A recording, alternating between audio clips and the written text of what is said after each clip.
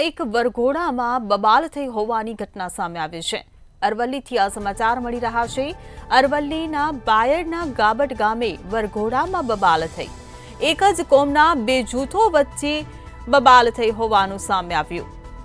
તો બંને જૂથો વચ્ચે પથ્થરમારો અને છૂટા હાથની મારામારી કરવામાં આવી।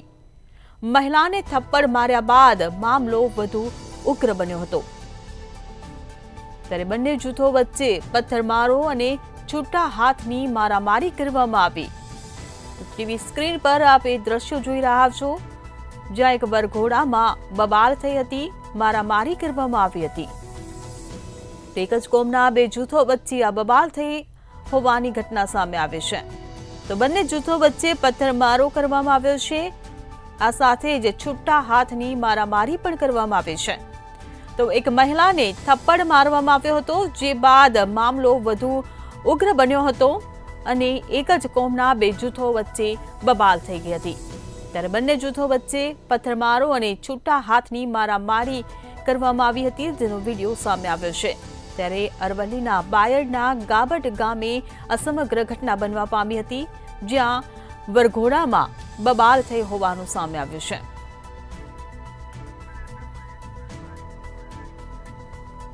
સંવાદદાતા મહેશ પરમાર આપણી સાથે ઓનલાઈન જોડાઈ ગયા છે। જી મહેશ, અરવલ્લીના બાયડના ગાબટ ગામે વરઘોડામાં બબાલ થયું છે, મહિલાને લાફો મારવામાં આવ્યો હતો ને પછી મામલો ઉગ્ર બન્યો, ત્યારે મહિલાની સલામતી પર પણ સવાલો ઉભા થયા છે। શું છે સમગ્ર ઘટના અને શું કહેશો?